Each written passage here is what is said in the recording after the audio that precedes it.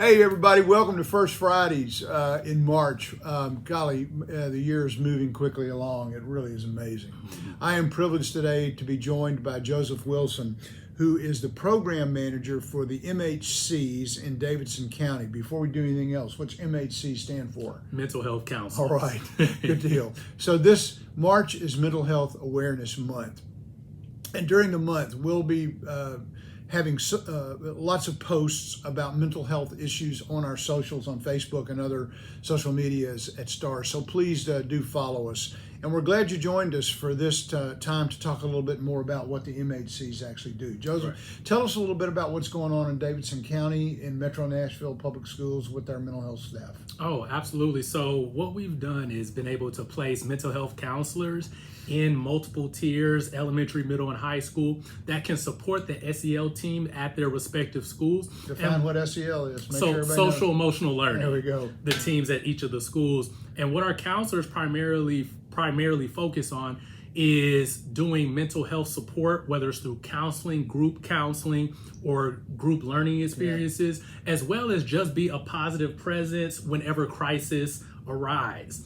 And some of the things that I'm excited about is that the relationship with the school base, the parents around mental health is improving because there is a counselor there Monday through Friday to interact with. It kind of takes the stigma away from what mental health counselors and mental health support looks like. And, you know, having frequent interactions with people allows you to see what it actually is more clearly. So absolutely. And that's encouraging news. And, you know, I think we should all say, too, a big shout out to Metro Nashville Public Schools for their support and their belief in us at STARS to be able to pull this off. And Joseph's got a great team. How many schools are we in, Joseph? We're at 65 schools. Wow, 65 sites in Metro Nashville. So we're so fortunate for Joseph and his work.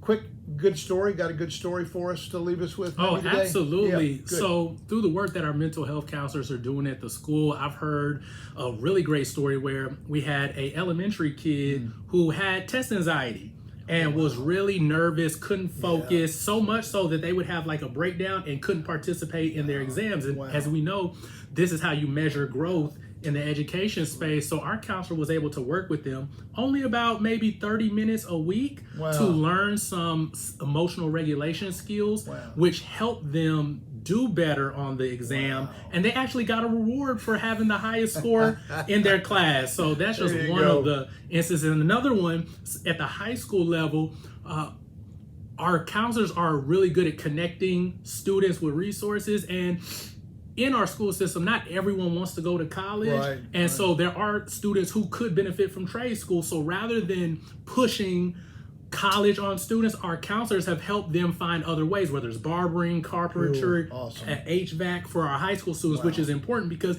they want to be hopeful that they have a future. Got a career. And so our STARS counselors have been able to facilitate, help them research, be almost advocates for themselves, for their future.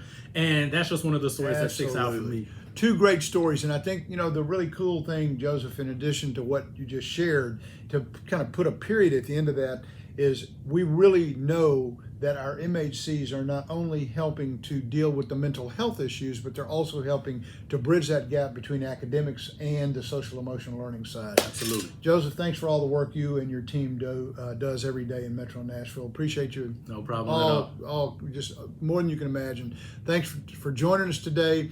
Y'all have a great month. Remember to celebrate the opportunities that we're given in our community to really focus on breaking that stigma around mental health. So we're grateful you joined us this first Friday in March, and have a great month.